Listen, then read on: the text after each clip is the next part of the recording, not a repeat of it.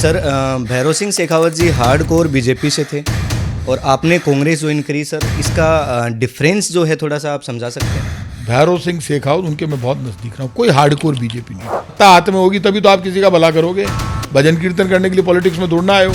कोई आदमी कहे नहीं भाई साहब मैं तो आपका अंत भक्त हूँ, दरी बिछाऊंगा, तो बिछा दरी बिछाने से भला करेगा। दरी बिछाएगा तो दूसरे दरी बिछवाएगा क्या? और भैरव सिंह जी वहाँ पे होते ना उस मीटिंग में, उनको पर्ची पकड़ा देते राजनाथ सिंह जी, तो कंधे पे हाथ रख के कहते थे टाबर हुआ राजनाथ सिंह जी, समझ गया ना? और पर्ची जेब में रख के उनसे डिस्कस करते, कमर खड़े होके कह देते राजनाथ सिंह जी हाल टाबर है हमारे सामने, 2 पीपा रख दे हटे, वोटिंग करावा ला जी को जीते लो, वो मुख्यमंत्री बने लो। कि आज भी राहुल गांधी देश की जनता की आवाज बन के लड़ रहा है, देश की जनता के अधिकारों के लिए। ये बीजेपी वाले आगे आगे दौड़ेंगे, जनता पीछे पीछे दौड़ेगी। हिंदू आज भी 80% है। जब 2 बच्चों का कानून बन जाएगा तो आगे भी 80% रहेंगे। मुसलमान भी तैयार है, हिंदू भी। किससे पूछ के लगा रहे हो? आप कानून बनाओ ना 2 बच्चों का, 15 बच्चे पैदा कर लो। आप बताओगे क्या बच्चे कितने पैदा होंगे? वो तो हस्बैंड वाइफ तय करेंगे। गाड़ियों की फिटनेस ही नहीं हो रही, तो अब गाड़ियां बिना फिटनेस की चल रही है, एक्सीडेंट हो रहे हैं। एक्सीडेंट को लेकर कोई पॉलिसी नहीं है। पॉलिसी हमने बनाई ना। राजस्थान की बीजेपी की सरकार की गोली से मुझे डर लगता है, ना बीजेपी की सरकार से डर लगता है कि हम लाठी और गोली से निपटेंगे। तो हमारे पास गोली है। अब ये कोई यहाँ कोई भजन कीर्तन करने के लिए थोड़ा ना हुए हैं। और ये स्मार्ट मीटर लगा के बता दे, आप मुझे बताए ना, जनता तोड़ के फेंक देगी। ये स्मार्ट मीटर दादागिरी से लगा दोगे क्या आप? माधुरी दीक्षित, शाहरुख खान आगे सागे डांस वांस करया, मजे लिए, और मजे लेके और आपने स्कॉच अच्छी स्कॉच पी, पूरी रात डांस कर रहे थे, पूरी रात। अच्छा दारू नहीं पी वहां पे? दारू नहीं परोसी गई, और वो भी चिकन मटन और शराब की पार्टी में। तो बीजेपी चिकन मटन और शराब की पार्टी हीरोइनों के साथ डांस कर रही है, मजे ले रही है। लोगों के समझ में आ गया, ना तो रोटी की बात करते हैं ना रोजगार की बात करते हैं। पहली सरकार मैंने ऐसी देखी, जब बाढ़ ही खेत को खाएगी तो बचेगा कैसे देश? कभी सर बीजेपी से ऑफर आया तो ज्वाइन करेंगे? अरे घना ही ऑफर आवे, ऑफर को करा कहीं ऐसी की तैसी बीजेपी की। पिताजी कहते हैं तब राहुल गांधी पे क्या बीता आप और हम, उस आज परिवार की हिम्मत की दाद। पता नहीं आपको किसी ने गलत कह दिया। गाइस स्वागत है आप लोगों का हमारे एक और नए पॉडकास्ट के अंदर। आज इस पॉडकास्ट में हमारे साथ हैं प्रताप सिंह जी खाचरियावास, जो कि पहले सरकार में मंत्री भी रह चुके हैं, पूर्व विधायक भी रहे हैं। तो खूब सारी बातें आज इनसे अपन करेंगे, कई सारे विषयों पर चर्चा होगी। अगर ये चर्चा आपको पसंद आती है तो वीडियो के नीचे लाइक का बटन ज़रूर से दबाएं, शेयर करें जो चीज़ें आपको अच्छी लगती हैं, और जो भी आपकी राय है इस बारे में आप नीचे कमेंट सेक्शन में लिख सकते हैं। सर सबसे पहला क्वेश्चन मैं आपसे जानना चाहूँगा कि आपने अपने राजनीतिक करियर की शुरुआत कैसे करी सर? राजनीतिक कैरियर की शुरुआत कैसे की जाती है? ऐसा कुछ नहीं होता है, अपने आप शुरू होता है। पॉलिटिकल कैरियर हो, चाहे बिजनेस कैरियर हो, चाहे आपका एजुकेशन कैरियर हो, आप जिस फील्ड में जाते हैं वो आपके हाथ में नहीं, डेस्टिनी के हाथ में है। वो बिकॉज ऑफ गॉड अपने आप रास्ते बनाता है। तो रास्ता ऊपर वाला तय करता है। लोगों को गलतफहमी हो जाती है मैं राजनीति कर रहा हूँ, राजनीति कोई और करवा रहा है। तो ये तो सब रास्ता पहले से तय, अब किस फील्ड में आपको जाना है, कब जाना है, कब शुरू हो जाता है, पता ही नहीं चलता। भैरव सिंह शेखावत जी का कुछ प्रभाव आपके राजनीतिक जीवन को शुरू करने में रहा? नहीं, भैरव सिंह शेखावत राजस्थान की बड़ी शख्सियत, और वो मेरे परिवार के मुखिया मेरे बाबू साहब भैरव सिंह जी, मैं उनके छोटे भाई का लड़का हूँ। तो नो डाउट भैरव सिंह जी की छाया तो हमेशा रहेगी, शुरू में भी थी, अभी भी है। तो उनकी पॉलिटिक्स शुरुआत करने में उनका कोई योगदान इसलिए नहीं क्योंकि हम ये 4 भाई, सबसे छोटे मेरे फादर, मतलब ये 9 भाई बहन थे। भैरव सिंह जी सबसे बड़े, उनकी 5 बहनें और उनके सही 4 भाई, मतलब 9 भाई बहन। और मेरे दादू साहब की तो डेथ हो गई थी तब जब मेरे दादी साहब बिल्कुल यंग थे, मेरे फादर सिर्फ 6 महीने के थे।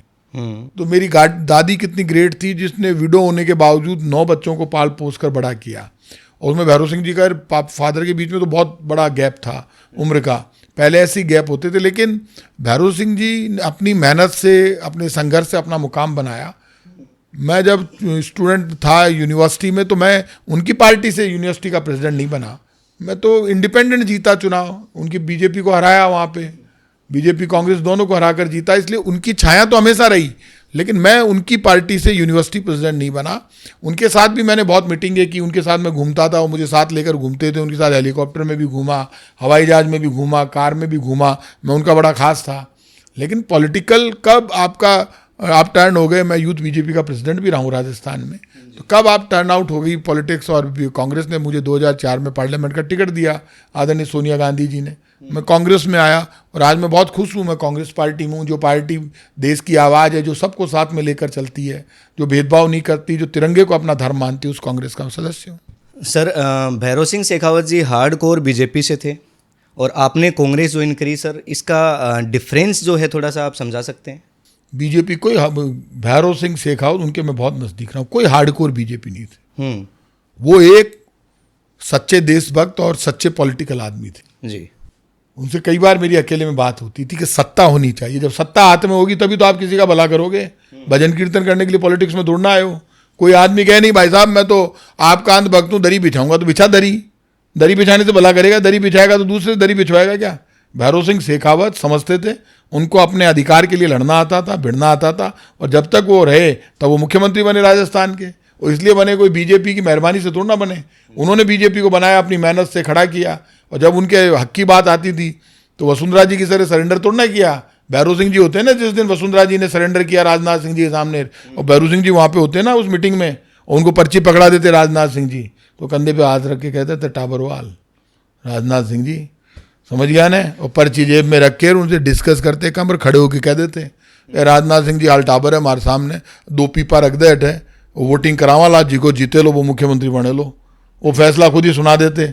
ऐसे कोई तानाशाही से थोड़ा ना होता कि पर्ची भेज देते और भैरव सिंह शेखावत मान लेते। वो भैरव सिंह था, वो राजस्थान के शेर थे, यदि उनके टाइम पे ऐसा होता तो फिर वो पता भी चल जाता। इसलिए भैरव सिंह जी को ये हमें नापना कि वो सिर्फ बीजेपी के अंधभक्त थे, कोई अंधभक्त वक्त किसी के नहीं थे। वो तो अपना अधिकार लेना भी जानते थे, लोगों को अधिकार दिलवाना भी जानते थे। आपको लगता है सर कांग्रेस इन दिनों अपने मूल्यों से भटक गई है? कांग्रेस मूल्यों से नहीं भटकी, जनता को ये बात समझनी पड़ेगी। कांग्रेस के मूल्य, कांग्रेस की नीति, कांग्रेस के सिद्धांत वही है। यही कारण है कि आज भी राहुल गांधी देश की जनता की आवाज बन के लड़ रहा है, देश की जनता के अधिकारों के लिए। अब आज ये जो वोटिंग को लेकर पूरा झगड़ा हो रहा है, वो क्या राहुल गांधी अपनी वोटिंग के लिए लड़ रहा है क्या? देश की जनता की वोटिंग के लिए लड़ रहा है? ऐसा कभी होता है? 2023 के चुनाव में जिसने वोट दिया कह रहा है वोट नहीं डालने देंगे। आपके बाप की दुकान है क्या? ये झगड़े हो जाएंगे देश में, आप देखना। ये बीजेपी वाले आगे आगे दौड़ेंगे, जनता पीछे पीछे दौड़ेगी, कपड़े फाड़ देगी। यदि इसी तरह के सिद्धांत लाएंगे ना, आज राहुल गांधी यदि अलर्ट कर रहा है ना उनको, तो देश की डेमोक्रेसी को बचाने के लिए और देश की सरकार को ये मानकर चलना, उसकी मदद कर रहा है। अभी भी सरकार को 4 कदम पीछे हटाकर ये जो बिहार में नाम काटे ना, ये गंदगी नहीं फैलानी चाहिए। जो सरकार क्या क्यों कर रही है बीजेपी ऐसा? क्यों? बीजेपी डरी हुई है कि बीजेपी को लग रहा है कि अब उनका तिलिस्म टूट गया। कब तक लोगों को धर्म के नाम पर डराओगे और हिंदू मुसलमान का झगड़ा कराकर वोट लोगे? अब लोगों के समझ में आ गई देश की आबादी बढ़ रही है भयंकर ढंग से। आप यदि हिंदू मुसलमान का भला चाहते हो तो लगा दो ना 2 बच्चों का कानून बनाओ। हिंदू आज भी 80% है, जब 2 बच्चों का कानून बन जाएगा तो आगे भी 80% रहेंगे। मुसलमान भी तैयार है, हिंदू भी। किससे पूछ के लगा रहे हो? आप कानून बनाओ ना 2 बच्चों का। 2 बच्चे हिंदू के होंगे, 2 मुसलमान के, 2 सिख के, 2 ईसाई के, सब मानेंगे। स्ट्रिक्टली आप कानून आपको बनाना ही नहीं है, आपको तो झगड़े फसाद करने, फालतू के बयान देने। 15 बच्चे पैदा कर लो, आप बताओगे क्या? बच्चे कितने पैदा होंगे वो तो हस्बैंड वाइफ तय करेंगे। वो हिंदू या मुसलमान, जिसके 2 चाहिए वो 2 ही रखेगा। आजकल कोई ज्यादा नहीं रखता, खर्चा रोटी भी तो चाहिए भाई साहब। सर पार्टी में आपका भविष्य कहाँ देखते हैं, और क्या आपको ये लगता है कि अगर बीजेपी में होते तो ज़्यादा अच्छी पोजीशन पे आज आप हो सकते? ओहो, क्या बात करते हो आप। भविष्य का कल का पता नहीं है जिंदगी का, कि जिंदा रहेंगे या नहीं। भविष्य के बारे में सोचने वाले हम कौन है? वो तो सुदर्शन चक्र वाला तय करेगा। लेकिन मैं कृष्ण भक्त हूँ जी, वो बहुत मदद करते हैं मेरी। यहाँ ईडी वाले आए थे, अब की बार हवा निकल गई, भाग गए यहाँ से। क्या मिला? क्या मिला? वो ठाकुर जी मेरी मदद करते हैं। तो मेरा भविष्य क्या है? वो ठाकुर जी की, सुदर्शन चक्र वाले की मेहरबानी है मेरे ऊपर। हम गोपीनाथ जी के भक्त हैं, खाचरियावास वाले। गोपीनाथ जी कृष्ण का रूप है, उनकी बड़ी मेहरबानी है। इसलिए कोई दिक्कत नहीं है, खूब बहुत बढ़िया होगा। हमारे खाचरियावास वालों पे आशीर्वाद है उनका। सर परिवहन मंत्री रहते हुए आपने ऐसे कौन से कार्य हैं जो आपको लगते हैं कि जो आपके मेरिट्स हैं, और कौन से ऐसे कार्य हैं जो अधूरे रह गए जो करने चाहिए थे? आप बात करते हो आज ये जो आपके ये जो सारे ये हटा रहे हैं ऑर्डर, ये तो हमारे ही किए हुए हैं, जो BRTS हटा रहे हैं। और परिवहन मंत्री रहते हुए हमने इंस्पेक्टर राज खत्म कर दिया था, आज तो वापस इंस्पेक्टर राज आ गया सारी जगह। और आप मुझे ये बताइए, परिवहन मंत्री रहते हुए हमने सब जगह सिस्टम डेवलप किया। अब इन्होंने वो सारे के सारे जो हमने सेंटर खोले, जितने भी पॉल्यूशन के ये गाड़ियों को लेकर, आप बताइए सारे बंद कर दिया आपने। आज 2 सेंटर है राजस्थान में, गाड़ियों की लाइन लगी हुई है। फिटनेस सेंटर बंद कर दिए इन्होंने सारे के सारे लोगों के। तो उसे फायदा क्या हुआ? गाड़ियों की फिटनेस ही नहीं हो रही। तो अब गाड़ियां बिना फिटनेस की चल रही है, एक्सीडेंट हो रहे हैं। एक्सीडेंट को लेकर कोई पॉलिसी नहीं है, पॉलिसी हमने बनाई। और सेंट्रल मोटर व्हीकल एक्ट में इतने बड़े बड़े चार्जेज इन्होंने लगा दिए, तो राजस्थान में मैंने कह दिया, राजस्थान में आज जो कम चार्जेस थे वो मेरे टाइम पे कम थे, अब इन्होंने ज़्यादा कर दिए। हमने जब लगाया 100 रुपये, वो अब इन्होंने 1000 रुपये कर दिए। तो ये जो हमारी तरफ से जो हमारा काम था वो दिखाई देता है सब जगह। रोड सेफ्टी को लेकर, और इसका जो विभाग का नाम परिवहन विभाग का परिवहन एवं सुरक्षा सड़क सुरक्षा विभाग, वो भी हमने ही रखा कि मेन काम हमारा सड़क सुरक्षा है, मेन काम की सिर्फ बदमाशी नहीं है। तो आज तो परिवहन विभाग सिर्फ चोरी और बदमाशी के अलावा कुछ नहीं कर रहा। अभी नंबर प्लेट का मामला लाए, मैं परिवहन मंत्री था, मुझे पता था, अभी नंबर प्लेट तोड़ के फेंक दी ना, अब ले ले नंबर प्लेट के पैसे, 500 करोड़ रुपए इकट्ठे कर लिए। अब तुम्हारे दम में तो अभी इकट्ठे करो, क्यों हटाई नंबर प्लेट? ये कह रहा है परिवहन मंत्री अब हम पैसे नहीं लेंगे, तो जो ले लिए वो तो वापस दे। ये तोड़ना चलेगी मनमानी। ईडी की रेड हुई सर, पैसे का आरोप लगा, तो उसके बारे में सर क्या कहेंगे? पहले तो उनका कारण। आरोप ना तो मेरे ऊपर पैसे का आरोप लगाया ईडी वालों ने, ना ईडी वालों ने कोई प्रेस कॉन्फ्रेंस की, नहीं, ना ईडी वालों ने बताया। ईडी वाले यहाँ आए, ऐसे मामले की बात बताई जिससे हमारा कोई लेना देना ही नहीं। आप किसी के भी घर में घुस जाओ, घुस के कर क्या लिया? ना तो मुझे कोई ईडी से डर लगता है, ना पुलिस से, ना राजस्थान की बीजेपी की सरकार की गोली से मुझे डर लगता है, ना बीजेपी की सरकार से डर लगता है। बीजेपी की सरकार यदि मेरे से संविधान की मर्यादाओं में बात करेगी तो मैं कानून का जवाब कानून से दूंगा, लेकिन राजस्थान की बीजेपी की सरकार समझे कि मैं हम लाठी और गोली से निपटेंगे, तो हमारे पास भी लाठी गोली है। अब ये कोई यहाँ कोई भजन कीर्तन करने के लिए थोड़ा ना हुए हैं कि बीजेपी वाले मेरे ऊपर गोली चलाएंगे और मैं देखता रहूंगा। बीजेपी वाले मेरे ऊपर गोली चलाएंगे तो गोली खाएंगे भी, ये नहीं चलेगा। ये कोई घर की दुकान नहीं है। बीजेपी कोई राइट नहीं दिया किसी संविधान में, कानून में, कि बीजेपी गोली चला के मार देगी लोगों को, चाहे जिसके घर में ईडी घुसा देगी, चाहे जिसमें पुलिस घुसा देगी। आप घुसा दोगे, फिर क्या कर लिया ईडी ने? बताना चाहिए था क्या मिला ईडी को। 1 रुपया नहीं मिला, सिंगल। कहते हैं ना, सांच को आंच नहीं। अच्छा, सच्चाई छुपती है क्या कभी? ठीक है सर। तो अभी वो मामला चल रहा है या निपट गया? अरे कहीं चल रही है, कुछ नहीं चल रहा है। खत्म क्या हो गया? करेगी ईडी? नहीं, ईडी आई चली गई, निपटाया ही है। सोची समझी साजिश थी। अब सोची समझी साजिश थी नहीं थी, कानूनन वो बात करेंगे, कानून हम जवाब देंगे, और अलग ढंग से बात करेंगे तो अलग ढंग से बात करेंगे। वो तो कहते हैं ना संवैधानिक संस्थाएं हैं सभी, और हम तो हाँ, बहुत बड़ी संवैधानिक संस्थाएं, बीजेपी पूरे संविधान के अनुसार ही काम कर रही है। शर्म नहीं आती बीजेपी के लोगों को ये कहते हुए? क्या बात करो, बीजेपी वाले संविधान से चल रहे हैं। बताइए। अरे चाल गया, बीजेपी वाला संविधान से चल रही है, पूरे देश जाने। आप क्या बात कर रहे हो? चाहे जैसे मनमानी कर रहे हैं, चाहे जैसे मनमानी कर रहे हैं आप, लूट खसोट सारा भ्रष्टाचार तो बीजेपी कर रही है। ये पूरे राजस्थान में, पूरे देश में स्मार्ट मीटर लगा रहे हैं। स्मार्ट मीटर कहां से लेकर आए? 14,000 करोड़ का टेंडर किया है राजस्थान में, 3 से 4,000 करोड़ का कमीशन खाएंगे, भ्रष्टाचार कर रहे हैं। और ये स्मार्ट मीटर लगा के बता दे, आप मुझे बताए ना, जनता तोड़ के फेंक देगी। ये स्मार्ट मीटर दादागिरी से लगा दोगे क्या आप? और जब आपका मीटर सही है तो आप कैसे लगा सकते हो दूसरा मीटर? स्मार्ट मीटर तेज चलेंगे, नॉर्मल मीटर तेज चलेंगे नहीं चलेंगे, लेकिन जनता के पास पैसा नहीं चल रहा है, पीसा खटे है। पैसे कहां से लाए? ठीक बात। जनता को पैसे दे रही है पब्लिक, पब्लिक के तो पैसे छीन रही है सही सरकार। बात है। सर, राजपूत समाज से आप आते हैं, और उन्होंने ही आपको एक पत्र लिखा था जिसमें उन्होंने कहा कि आप उनकी छवि को धूमिल कर रहे हैं। दिया कुमारी जी को लेकर के आपने एक वक्तव्य दिया था, क्या कहेंगे सर? गलत दे दिया गया वक्तव्य। वो वीडियो आप लेना देखना। मैंने इतना सा कहा कि हमारी उप मुख्यमंत्री के कमर में हाथ डाल देता शाहरुख खान तो ये हंगामा हो जाता देश में। देश ये कहता, देखो बीजेपी वाले कहते ये कांग्रेस की उप मुख्यमंत्री सनातन को मानने वाली, शाहरुख खान ने इसकी कमर में हाथ डाल दिया। तो भाई साहब, इसमें गलत क्या कहते हैं? वीडियो देख लो, वीडियो में कोई दिक्कत हो तो वो मुझे बता दो। और अब ये जो दिया कुमारी जी वहाँ पर लोगों से वसूली कर रही है, लोग गोविंद देव जी के दर्शन करने जाते हैं, जलेबी चौक का केस हार गई वो, अब वो कह रही है जमीन हमारी है। आपकी कहाँ से? आप तो केस हार गए जलेबी चौक का। जलेबी चौक में लोग कार खड़ी करते हैं, उनसे आप बताओ 200 500 रुपए लेते हैं, रोज की वसूली करते हैं। सुबह देता है भजन लाल जी को और दिया कुमारी जी को। ठाकुर जी के दर्शन करने जा रहे हैं, ठाकुर जी के सामने दीवार ऊंची बना दी, ठाकुर जी के दर्शन नहीं करने दे रहे।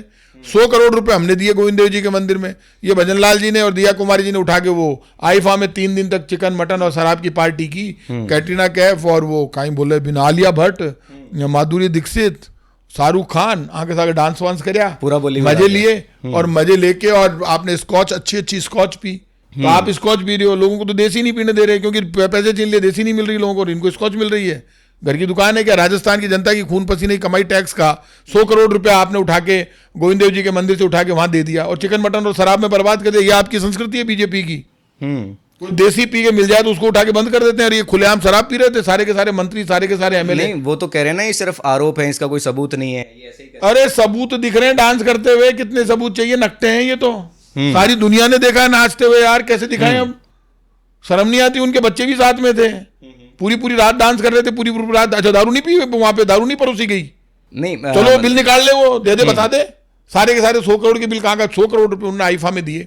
हिंदुस्तान के इतिहास में आज तक किसी प्राइवेट संस्था को आईफा को 100 करोड़ रुपए, 1 करोड़ रुपए भी किसी स्टेट गवर्नमेंट या भारत सरकार ने नहीं दिए। राजस्थान की बीजेपी की सरकार ने 100 करोड़ रुपए दे दिए। ना समझ लोग हैं, और गोविंद देव जी के मंदिर के निकाल के दे दिए आपने, और वो भी चिकन मटन और शराब की पार्टी में। तो बीजेपी चिकन मटन और शराब की पार्टी हीरोइनों के साथ डांस कर रही है, मजे ले रही है। मजा ले ला, जनता रोवेली। जी, एक सर आपने कई बार फोन टैपिंग का आरोप लगाया कि फोन टैप होता है, तो इसमें सर कितनी सच्चाई है? किसने लगाया? मैं तो कोई नहीं बोलियो। फोन टेप, सरकारें फोन टेप करती रहती है, बड़ी नॉर्मल बात है। सरकारें क्या, छोटे मोटे पुलिस के थाने वाले ही कर लेते हैं, तो इस पर कोई ज़्यादा हंगामा होना भी नहीं चाहिए। जिसको टेप करना है करे, जिसको हमारी वो जांच करनी है वो करे, जिसको हमारे घर के बाहर खड़ा रहना है खड़े। जिस दिन मौत आएगी ना, उस दिन हमें कोई बचा नहीं सकता, और जिस दिन जितनी लिखी हुई है उस दिन हमें कोई मार नहीं सकता। हमें पता है कि हमारी मौत किसी के मारने से नहीं आएगी, वो ठाकुर जी मारेंगे उसी दिन आएगी। लिए वैसे तो मरना हमारा लिखा हुआ ही नहीं है। ना तो हमें कोई फोन टेपिंग का डर है, ना किसी जांच का डर है, ना सरकार का डर है, ना किसी एजेंसी का डर है। हम किसी से नहीं डरते, उस सुदर्शन चक्र वाले से डरते हैं, और यही मन में सोचते हैं कि हमारा कर्म अच्छा होना चाहिए, और हमारा कर्म ऐसा होना चाहिए जिससे किसी का दर्द नहीं हो, किसी के दिल में दर्द नहीं, और वो हम करते नहीं काम। सर, जनता की सेवा और छवि बचाने की राजनीति में आपके हिसाब से क्या फर्क है? जनता की सेवा अपने आप हो जाती है जिसका दिल साफ होता। आप समझे नहीं, एक आदत होती है हर नेता की।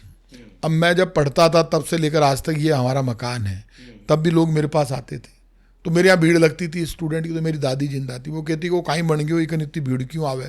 तो भीड़ आते थे स्टूडेंट। स्कूल में पढ़ता था तो भी आती थी भीड़। वो तो डेस्टिनी है, आपके ऊपर कोई गॉड गिफ्ट है जो आपके पास भेजती है। अब मेरी आदत है कोई भी आएगा तो उसके लिए फोन करने की।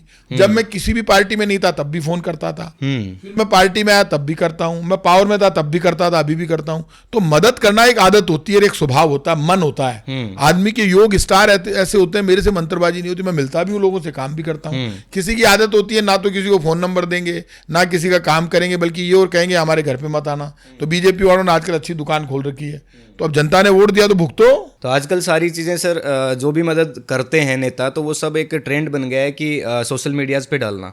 यार आप समझ नहीं रहे। सोशल मीडिया एक प्लेटफॉर्म है। मैं भी बयान देता हूँ तो मेरा सोशल मीडिया पे डालता हूँ। आपके समर्थक होते हैं, वो आपके वीडियो भी बनाते हैं, आपके ऊपर गाने भी चलाते हैं, आपके वो भी लगाते हैं, क्या बयान भी लगाते हैं।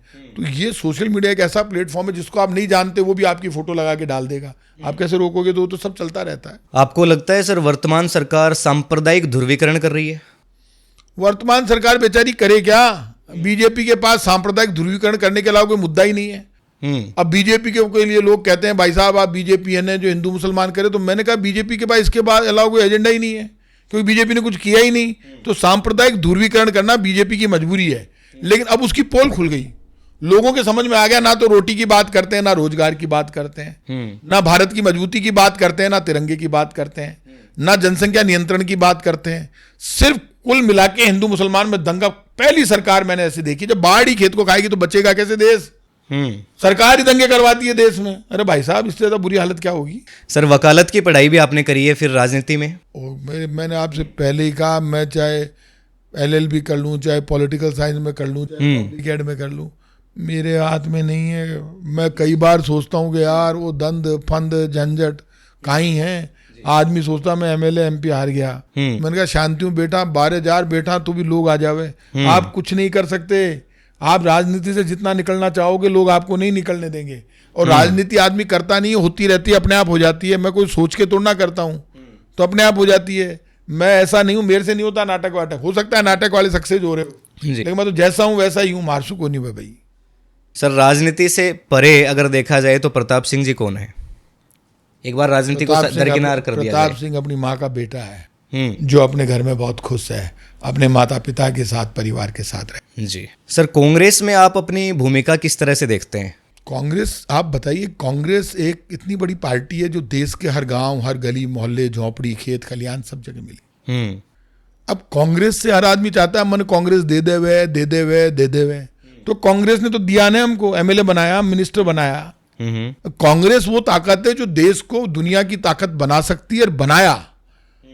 कांग्रेस एक संगठन है, कांग्रेस एक आवाज है, कांग्रेस एक विश्वास है, कांग्रेस एक सच्चाई है, कांग्रेस एक भरोसा है, कांग्रेस एक आधार है, कांग्रेस एक तिरंगे को हाथ में लेकर सबको साथ में लेकर चलने की वो आवाज है, जिस आवाज के जरिए हम पूरे देश को मजबूत करके अपने आप को मजबूत कर सकते हैं। जब किसी के भी अधिकार की बात होगी तो लोग कांग्रेस का नाम लेंगे। जब जब लोगों के दर्द और परेशानी होती है तब लोग कांग्रेस की तरफ देखते हैं। तो कांग्रेस में हम हमारा स्थान कहां देखते हैं वो अलग बात है, लेकिन कांग्रेस में रहकर हम इतने संतुष्ट हैं, इतने मजे में हैं कि यहाँ ऐसा नहीं लगता कि इस गली में जाएंगे तो कांग्रेस नहीं, इसमें सब जगह जब एक पार्टी जहां भेदभाव नहीं है, जहां आपस में वो अहंकार की भावना नहीं है, जहां आपस में लड़ाई झगड़ा नहीं है, जहां आपस में धर्म का टकराव नहीं है, जहां जाति का टकराव नहीं, वही तो कांग्रेस है। इसलिए इस कांग्रेस में मैं अपने आप को बहुत अच्छा फील करता हूं और कांग्रेस पार्टी ने मुझे बहुत कुछ दिया है और कांग्रेस में बहुत खुश हूं। कभी सर बीजेपी से ऑफर आया तो ज्वाइन करेंगे? अरे घना ही ऑफर आवे, ऑफर को करा कहीं ऐसी की तैसी बीजेपी की। ठीक है, क्लियर कह दिया आपने। सर राजस्थान की राजनीति के अंदर कुछ बदलने का अगर अवसर आए तो कौन सी 3 चीजें हैं जो आप बदल देना चाहेंगे? मौका आबा दो फिर बता दीजिए। ठीक है, अभी कुछ नहीं कहेंगे। अरे क्या बोलना, जब पावर दे ठाकुर जी तब बताएंगे। सर कोई आपके आदर्श नेता पक्ष और विपक्ष दोनों में? मैं तो कृष्ण भगवान मेरे आदर्श है, हमारा नेता राहुल गांधी हमारा सबका कांग्रेस का आदर्श। विपक्ष में कोई नहीं है? नो डाउट विपक्ष में अभी इस वक्त जो हालात हैं उनमें अभी तो कोई है नहीं। पहले विपक्ष में कोई नेता थे तो मुझे अटल बिहारी वाजपेयी, भैरव सिंह शेखावत पसंद आते थे। आज राहुल गांधी तो देश के नौजवान की सबकी पसंद है, हमारी भी पसंद है। क्योंकि राहुल गांधी ने जो इस बार लोकसभा में बोला, मुझे राहुल गांधी की एक बात घर कर गई। इतना समझदार राहुल गांधी, जिसके लिए आपने झूठे मीम्स, झूठे वीडियो बना बना के बदनाम करने की कोशिश, राहुल गांधी ने उड़ा दिया 1 मिनट में। उसने कहा कि यदि आप सही हैं तो एक बार इस लोकसभा के सदन में खड़े होकर आप कह दो, सबसे बड़े सदन में लोकसभा में, कि ट्रंप ने जो भी कहा वो सब झूठ था। बोलो तो सही। कोई जवाब नहीं दे पाई बीजेपी। 25% टैरिफ लगा दिया उल्टा ट्रंप ने। आप बताइए, जब आप कहते हैं ना कि वो जब भगवान राम गए समुद्र ने रास्ता नहीं दिया, जैसे बाण निकाला तो 2 मिनट में सरेंडर हो गया समुद्र। जो हम सरेंडर करेंगे दुनिया के सामने तो ऐसे ही टैरिफ लगाया जाएगा। भारत कभी सरेंडर नहीं करता, भारत की आदत नहीं है। पहली बार ऐसा हुआ जब दूसरे लोग हमारा फैसला करेंगे अमेरिका में बैठकर, तब यही हालात होंगे, ऐसे ही टैरिफ लगाए जाएंगे। सर कोई एक नेता जिसके साथ मौका मिले तो डिनर पे जाना चाहेंगे? ओहो कमाल है, ये कुछ सवाल है यार जी। डिनर पर भी नेताओं के साथ ही करा होंगे, दूसरा के साथ करवा दो यार। जिंदगी जीने दो यार, नेताओं के साथ डिनर किया जाता है क्या? सर कोई फिल्म अथवा किताब जो प्रेरणा देती है? मैं फिल्मी गाने सुनने मेरी आदत है, मैं सुनता हूँ, सब प्रेरणा देती है, वो अच्छा लगता है। मैं यार स्टूडेंट पॉलिटिक्स से यहाँ तक आया हूँ, ये कोई बात है? किताब भी पढ़ता हूँ, शौक है मुझे। एक बात सुन लेना जी, सबसे बड़ा स्पीकर वही बनता है जो सबसे बड़ा लिसनर होता है। मेरी सुनने की भी आदत है, गाने सुनने की भी आदत है, लोगों की सुनने की भी आदत है, किताबें पढ़ने की भी आदत है। सर विरोधियों के खिलाफ आप जमकर बोलते हैं, आपको क्या लगता है? बताइए, मैं विरोधियों के खिलाफ क्या बोलूंगा? कोई विरोधी मेरे ऊपर पत्थर फेंकेगा तो कमाल कर रहे हो आप। मेरे से राजी से विरोधी गर्दन मांगे, मैं गर्दन दे दूं। लेकिन कोई समझे आंख निकाल के रकड़ के बात करे तो ऐसी कई सरकारें देखी है मैंने। क्या बात कर रहे हो? जिंदा दिली के साथ मेरी माँ का कलेजा, मेरे दिया हुआ कलेजा मेरे साथ है। क्या बात करते हो? ये तो नहीं, फितरत में नहीं है भाई। यही दिक्कत है, राजी से गर्दन मांगो गर्दन दे देंगे। कोई चैलेंज करके कुछ मांगे, क्या बात है? कौन है? ठीक है, अगर विरोधी आपका एक नाम रखना चाहें तो क्या रखेंगे? अमन काइटा काई राख। सर आप हर चुनाव में बदलाव की बात करते हैं, आज तक सर कुछ परिवर्तन आप ला पाए इस राजनीति में या समाज में? पूरे देश में परिवर्तन है, सब जगह परिवर्तन है। मेरे लाने से नहीं आया, मुझे ये गलतफहमी नहीं है कि मैंने बदलाव की बात की, बदलाव हो गया हो। बदलाव आदमी अपनी आत्मा से लाता है। जब देश खड़ा होता है तब बदलाव आता है। जब आज़ादी की लड़ाई लड़ रहे थे, उन आज़ादी के दीवानों को कभी पता तोड़ना था कि देश बदल जाएगा और आज़ादी मिल जाएगी। आज़ादी भी मिली, देश भी बदला, आज एक देश दुनिया के सामने पावर के रूप में खड़ा है। हर आदमी अपनी तरफ से कोशिश करता है, जब सब मिलकर कोशिश करते हैं तब बदलाव आता है। सर कांग्रेस पर भी एक आरोप लगता है कि परिवारवाद कांग्रेस में भी है, इस पर क्या कहना चाहेंगे? क्या बात कर रहे हो आप यार? सरदार मनमोहन सिंह जी गांधी खानदान से है क्या? लाल बहादुर शास्त्री गांधी खानदान से है? राहुल गांधी आप बताओ तो। राहुल गांधी तो गांधी खानदान। राहुल गांधी ने कोई आपकी मेरी मेहरबानी से राहुल गांधी पॉलिटिक्स में है क्या? आपसे मेरे से कहा था कि राहुल गांधी ना आओ महाराज, आप हमारी मदद करो। राहुल गांधी अपने दम पे जीत कर आता है पार्लियामेंट का चुनाव। राहुल गांधी की जब जिस दिन इंदिरा जी की हत्या हुई तब राहुल गांधी स्कूल में था, पिताजी की हत्या हुई तब राहुल गांधी पे क्या बीता आप और हम। उस आज परिवार की हिम्मत की दाद देनी पड़ेगी। कि इतनी बड़ी बड़ी मौत देख ली घर में, उसके बावजूद परिवार डट कर खड़ा है हिंदुस्तान में। और आप उस सोनिया जी से पूछो उनके ऊपर क्या बीती होगी। क्या बात कर रहे हो आप यार। राहुल गांधी पर सवाल उठाने से पहले हमें ये तो देखना चाहिए कि इस देश के लिए उनका कितना बड़ा सेक्रीफाइस है। सेक्रीफाइस की बात कोई नहीं करता। दे क्या दिया? इंदिरा जी की अचानक हत्या हुई, आप बताओ, अचानक हुई ना हत्या, गोलियां लग गई। और ये वो परिवार है, राजीव गांधी जी की अचानक हत्या हुई, जी, प्राइम मिनिस्टर रहते हुए इंदिरा जी को मार दिया। उसके बाद भी आप राहुल गांधी की पूरी सिक्योरिटी ले ली। आपके अंदर राहुल गांधी की भी हत्या करना चाहते हो क्या? आप क्या चाहते हो? आप Rahul Gandhi SPG, special protection group, Indira ji की हत्या के बाद इस परिवार के लिए स्पेशल बनाया गया और एसपीजी की सुरक्षा डाली राहुल गांधी से। आपको इतनी नफरत है राहुल गांधी से? राहुल गांधी इस देश का बेटा है, इस देश की आवाज है। यदि उसके प्रति आपके मन में इतनी नफरत है तो ये देश निपटेगा आपसे। आप देख लेना, कल राहुल गांधी जब संभालेगा देश तब बात करेंगे। सर, जयपुर की सड़कों पर साइकिल लेके भी निकलते हैं आप, लगता है वो करने से परिवर्तन आएगा? जयपुर की सड़कों पर साइकिल लेके नहीं, वो हमने परिवहन मंत्री रहते हुए मैं जब फुटबॉल खेलने जाता था साइकिल पे जाता था। तो उसके आपकी एक्सरसाइज में, मैं स्पोर्ट्स मैन हूँ पुराना, तो मैं फुटबॉल खेलने जाता साइकिल पे जाता था। परिवहन मंत्री जब साइकिल पे जाता था, हमने डिपार्टमेंट में आदेश निकाले कि एक दिन तो साइकिल चलाएं। हालात जितनी अब ट्रैफिक जाम होने लगा, हालात बिगड़े हैं, तो साइकिल तो वैसे भी हाथ में लेनी पड़ेगी, आप देख लेना। जी, लगता है सर राहुल गांधी कभी प्रधानमंत्री बन पाएंगे? 100% इसी चुनाव में आप देख लेना, राहुल गांधी प्रधानमंत्री होंगे, इसी बार हो जाएंगे। अशोक गहलोत और सचिन पायलट में से सर ज़्यादा फेवरेट नेता कौन है आपके? यार क्या बात है, मेरे लिए अशोक गहलोत जी भी बहुत अच्छे हैं, सचिन पायलट जी भी बहुत अच्छे हैं, दोनों मेरे खास हैं। तो जिस समय ऐसी संभावनाएं बनी कि दो गुट बन रहे थे, तो आप अशोक गहलोत की तरफ नजर आए? बात आप छोड़ो, दो गुट बन रहे थे, आप कहाँ थे उस वक्त? आप जबरदस्ती परेशान हो रहे हो। दो गुट क्या होता है? क्या होता है दो गुट? अशोक गहलोत जी और सचिन पायलट जी में कोई बात हुई नहीं हुई, बात पुरानी होगी, बीती ताई बिसार दे, आगे की सुध ले। आज तो अशोक गहलोत जी, सचिन पायलट दोनों राहुल गांधी के नेतृत्व में काम कर रहे हैं, हम सबकी जिम्मेदारी है। जबरदस्ती दिन भर कहीं हो कहीं को नहीं, और पुरानी बात होगी, छोड़ो यार, आगे चलो। सर, एक बयान था आपका कि सरकार बदलेगी तो बीजेपी के लोगों का उस समय क्या होगा? ये हमारे ऊपर ईडी की रेड डाल रहे हैं, बहुत चीज़ें कर रहे हैं, तो हमारे साथ जैसा करेंगे हम भी वैसा ही करेंगे। क्या हो गया उसमें? तो निश्चित भाई आप बताइए, जब आप इस सरकार में हमारे साथ करोगे तो हमारी तो आपने पूरी जांच कर ली, अंदर तक घुस गए, घर के कुछ नहीं मिला, फिर आपके घर में घुसेंगे जब, फिर मिलेगा ना माल, क्योंकि माल इन्होंने बहुत इकट्ठा किया है, ये कैसे बचेंगे? सर, आपने राजनीति जो है वो छात्र नेता से शुरू की, तो सर छात्र नेता जो होते हैं आजकल भी अगर आप देखेंगे तो इतना नेम फेम, पैसा, गाड़ियों का काफिला, ये सब कहाँ से आता है? थोड़ा आप समझा सकते हैं? क्या है कि वो छात्र नेता गाड़ी घोड़े में घूम रहा है, उसका रिजर्व बैंक में खाता है, तो reserve bank Bharatiya Janata party की सरकार वहां जाते हैं, उनको गड्डियां दे देती है। मेरे समझ में नहीं आ रही, फालतू का सवाल है कि छात्र नेता के पास गाड़ी कहाँ से आती है, वो मोटरसाइकिल कहाँ से लाती है, कौन दे रहा है उसको? आप और हम थोड़ा ना दे रहे हैं, अगले का परिवार है, अगला अपने परिवार में रहता है, गाड़ी घोड़े वहां से आते हैं। कौन छात्र नेता को पैसे दे रहा है बेचारे को? छात्र नेता का उसका परिवार ही उसके लिए गाड़ी भी बहुत छोटी चीज है। मतलब जो छात्र नेता गाड़ी में घूम रहा है वो तो चुभ रहा है, और वहां तो सारे छात्र गाड़ी लेके आ रहे हैं यूनिवर्सिटी में, नॉर्मल बात है, बहुत छोटी चीज है। छात्र नेता के पास गाड़ी है या नहीं है, कहाँ से आ रही है? आप लोग कौन होते हो साहब ये पूछने वाले, कहाँ से आ रही है? राजनीति में एक और व्यक्ति हैं जो सक्रिय रहते हैं, हनुमान बेनीवाल, क्या कहना चाहेंगे सर? नो डाउट सक्रियता का सम्मान होता है, और राजस्थान में जो भी नेता सक्रिय होकर जनता की आवाज़ उठाता है, मैं उन सबका सम्मान करता हूँ। इस बार सर जनता अगर मौका देती है तो मैनिफेस्टो क्या होगा सर? अब यार ये तो हाल जनता ने मौको देवा, जो मैनिफेस्टो विधान बता दे, वहाँ 3 साल बाद चुनाव है, बहुत जल्दी बात कर रही है आप, चुनाव तो आने दो यार। लोग उम्मीद रखें, मतलब ऐसा कुछ? ओहो बाबा क्या बात करते हो आप, लोग उम्मीद रखें? आप लोगों में जाओ, जाकर पूछो वोट क्यों नहीं दिया, पर इतना सा पूछ लो, वो अपने आप बता देंगे गलती हमारी है उनकी है। क्या बात कर रहे हो यार? जाओ कभी सिविल लाइन में घूमो, क्या गुनाह कर दिया भाई हमने? हमने तो किसी का कुछ बिगाड़ा नहीं, तारीफ हमारी कर रहे हैं, वोट बीजेपी को दे रहे हैं, तो इससे ज्यादा पाप कुछ हो नहीं सकता दुनिया में। सर, इन दिनों एक झालावाड़ के अंदर स्कूल की इमारत है वो गिर गई थी, क्या कहना चाहेंगे सर उस पर? स्कूल की छत नहीं गिरी, बीजेपी की छत गिर गई। जब बीजेपी की आत्मा मर जाती है ना सरकार की, तब छतें गिरती है।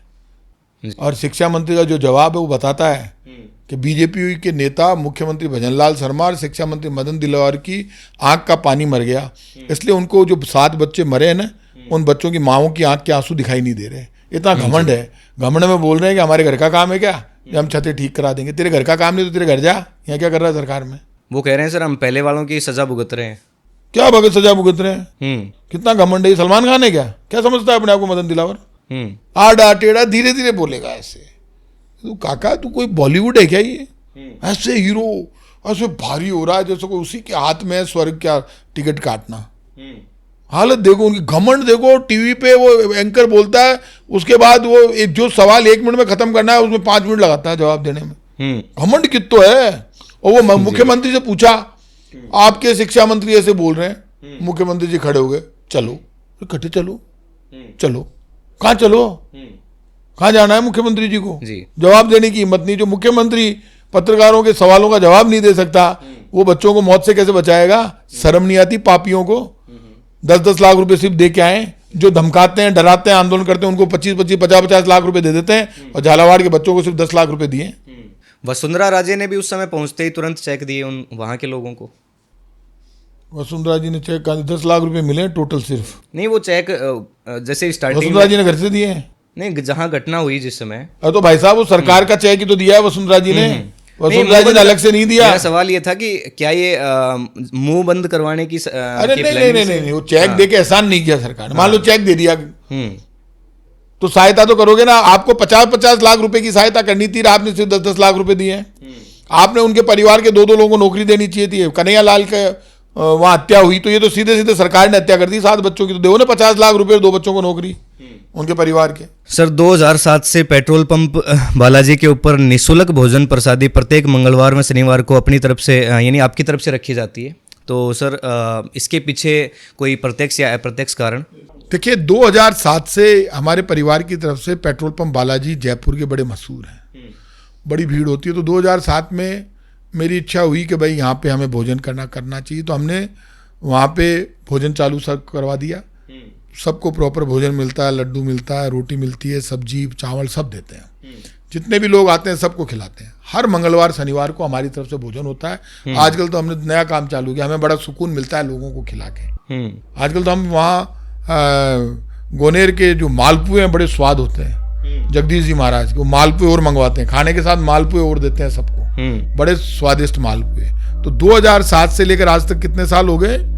करीब हो गए 18 साल से कभी भी एक दिन भी मंगलवार शनिवार को हमारी तरफ से भोजन बंद नहीं हुआ। और हम ये परंपरा में है हमारे परिवार की। में तो खाचरियावास परिवार की तरफ से मेरी खुद की इच्छा थी कि वो हो, आज तक वो चल रहा है। ये ठाकुर जी की मेहरबानी है हमारे ऊपर, कृष्ण भगवान की, कि हम चला पा रहे हैं। जो भी आता है वहाँ सबको भोजन मिलता है। और हमारी टीम देखो आप हमेशा बदलती रहती है वहाँ। मैं तो नहीं जाता हूँ ना मेरे परिवार, लेकिन मेरी टीम, हमारे लोग जरूर पहुँचते हैं वहाँ। तो टीमें बदलती रहती है लेकिन भोजन नहीं बदला। आज तक भोजन हमेशा से चल रहा है। और मैं लोगों से कहूँगा पेट्रोल पंप बालाजी में हर मंगलवार शनिवार को हम कर रहे हैं। हर डे कोई ना कोई फिक्स कर ले तो इससे अच्छा कोई काम नहीं। और ये लगातार चलेगा? 18 साल से चल रहा है, एक दिन बंद नहीं हुआ, अब आगे भी चलेगा ही, भगवान की मेहरबानी है। सर राजनीतिक जीवन के अंदर काफ़ी सारा स्ट्रेस रहता होगा, तो युवाओं के लिए क्या संदेश देंगे, कैसे स्ट्रेस को टैकल करें? युवाओं से मैं कहूँगा कि मस्त रहो और एक बात ध्यान रखो, जो अपने माता पिता का सम्मान करेगा, जो युवा उनका कहना मानेगा, उसको दुनिया की कोई ताकत आगे बढ़ने से नहीं रोक सकती। वो सिर्फ माँ है तो खुद गीले में सोती है, हमें सूखे में सुलाती है, पाल पोस कर बड़ा करती है। रात को बिस्तर गीला कर दे ना बच्चा, तो माँ क्या करती है, खुद तो गीले में चली जाती है, बच्चे को सूखे में कर देती है। माँ और बाप, माँ तो चंद्रमा आपका ठीक करती है, पिताजी आपका सूर्य ठीक करते हैं, सारे ग्रह ठीक हो जाते हैं। ध्यान रखना, माता पिता का सम्मान करेगा जो नौजवान, और जो समय की कीमत को समझेगा। टाइम मैनेजमेंट का जमाना है, फालतू टाइम निकालना, बेवजह के झंझट पालना।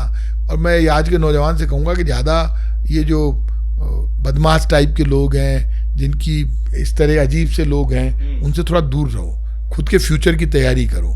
जवानी का टाइम बहुत कम है। जवानी में मौज मस्ती भी करनी चाहिए, मजे भी लेने चाहिए, एंजॉय भी करना चाहिए, लेकिन बैलेंस वे में करो, सब काम करो। कौन मना कर रहा है? ऐसा कोई जवान है जिसने अपनी जिंदगी में मजे नहीं लिए हो?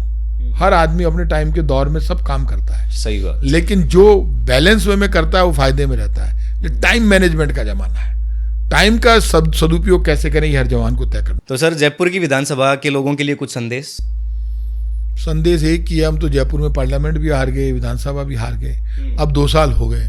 पहले बीजेपी वालों के घर पे जाओ, उनसे जाकर अपने काम कराओ, कोई दिक्कत हो फिर भी कभी भी जरूरत हो मेरी तो मैं उनके साथ खड़ा हूँ। जी सर योगाभ्यास करते हैं? बिल्कुल, मैं खुद स्पोर्ट्स में रहा हूँ तो मैं योग भी करता हूँ, एक्सरसाइज भी करता हूँ, सब करता हूँ। किसी तरह के नशे पते का समर्थन करते हैं? नहीं, नशे पते का मैं तो इतना ही कहूँगा कि कौन क्या करता है, लेकिन नौजवानों को नशे से दूर रहना चाहिए, और जो नशे से दूर रहेगा वो ज़िंदगी में कभी पीछे नहीं रहेगा। एक सवाल और सर, इन दिनों जमकर जैसे देश में अगर देखा जाए तो बीजेपी की विचारधारा एक ही तरह की नज़र आती है, धर्म वाली।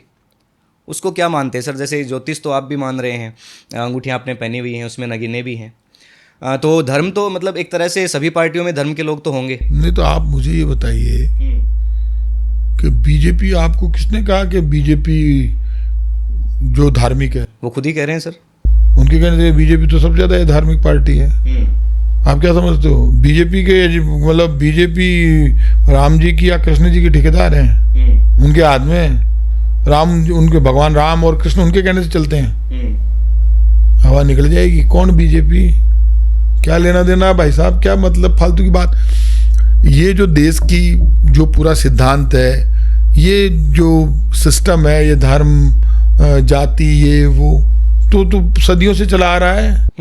मैं क्षत्रिय हूँ और मैं कृष्ण का भक्त हूँ, तो कोई कृष्ण राम, मैं सबकी पूजा करता हूँ, तो मैं हिंदुओं तो करूँगा ही कृष्ण और राम की पूजा। अब इस देश के किसी मुसलमान ने कहा क्या कि भाई आप पूजा मत करो? तो सब मेरे यहाँ तो सब आते हैं, मेरे को तो मेरे गांव में भी हिंदू मुसलमान सब, हमारे तो कोई झंझट नहीं है। हम मंदिर में जाते हैं, वो मस्जिद में, हमारा क्या ले रहा है? ये तो सब फालतू की बात है। बीजेपी ने जो नाटकबाजी चालू की है ना, ये ज़्यादा दिन चलने वाली नहीं है। लोगों के सबके समझ में आ गई, जब रोटी और रोजगार नहीं देना हो इसलिए बीजेपी ये नाटक करती। नहीं, वो कहते हैं कि कांग्रेस अगर सत्ता में आई तो हिंदुओं का जीना दुभर हो जाएगा, मुश्किल हो जाएगा, और वो किसी भी ऐसे इंसान को टिकट नहीं दे रहे हैं जो कि धर्म का पक्षधर है। बीजेपी खुद कायर है। आप मुझे बताओ कि इस देश में मुगलों का शासन आया, अंग्रेजों का शासन आया, राजपूतों का शासन रहा, लेकिन कभी भी इस देश में इतने लंबे शासन में हिंदू नहीं डरा। तो आप मुझे बताओ, जब से बीजेपी का शासन आता है तो बीजेपी सबसे ज्यादा हिंदुओं को डराती है। राजाओं के राज में ये जयपुर का राजा मान सिंह, वो खुद ने अफगानिस्तान पर जाके अपना पचरंगा झंडा फहरा दिया। तो राजाओं के राज में भी हिंदू असुरक्षित नहीं था, और बीजेपी के राज में असुरक्षित है, तो फर्जी तो बीजेपी हुई ना। उपराष्ट्रपति का इस्तीफा हुआ सर, क्या कहना चाहेंगे इस पर? समझ में नहीं आता। उपराष्ट्रपति का इस्तीफा एक बहुत बड़ा विस्फोट है, और मुझे तो आश्चर्य है, इतना बड़ा सीनियर एडवोकेट, सुप्रीम कोर्ट में प्रैक्टिस करने वाला, इस कदर मुंह पर ताला लगाकर अपने घर में बैठ जाएगा। जगदीप, लोग कह रहे हैं कि जगदीप धनखड़ जी के साथ गलत हुआ। मैं उल्टा कह रहा हूँ कि इस देश के उपराष्ट्रपति रहते हुए जगदीप धनखड़ जी को जिस तरह की भाषा और भाषण वो देते थे, तो उन्होंने मुंह पे ताला क्यों लगा लिया? उनको बताना चाहिए जनता के सामने आकर। ये उनकी कमजोरी को शो करता है। यहीं पर यदि कोई और उपराष्ट्रपति होता तो अपनी बात बोलता। तो इससे ये साबित हो गया कि जब खुद ही आप कमजोर हो तो देश आपके साथ कैसे खड़ा होगा। यदि उपराष्ट्रपति जगदीप धनखड़ देश के सामने आकर बोलते तो देश उनके साथ खड़ा होता, लेकिन वो तो खुद ही कमजोर है। तो ऐसे में देश क्यों उनके साथ हो? जब पीछे पीछे घूमेगा, वो कह रहे नहीं मैं तो बीजेपी का अंध भक्त हूँ, मैंने इस्तीफा दे दिया, वो गायब हो गए। और वो कहाँ घुस गए, कौन से बिल में, उनका ही पता नहीं हो, तो सामने आकर बोली। इससे अच्छा तो मैं सतपाल मलिक जी को मानता हूँ, जो सामने आकर बोले तो सही। तो सतपाल मलिक जी का 10% कलेजा भी जगदीप धनखड़ जी में होता तो वो बोलते, वो बोले ही नहीं। आपने हमें इतना कीमती समय दिया, तो इसके लिए दोबारा सर आपका धन्यवाद करते हैं, और आपके भविष्य के लिए सर आपको अग्रिम शुभकामनाएं। इस बार हो सकता है कि निश्चित रूप से जो टिकट है आप जयपुर विधानसभा से निकाल लेंगे, ऐसी हमारी आशा है। तो मिलेंगे गाइज आपसे एक और पॉडकास्ट के अंदर किसी और हस्ती के साथ। तब तक के लिए जय हिंद, जय भारत।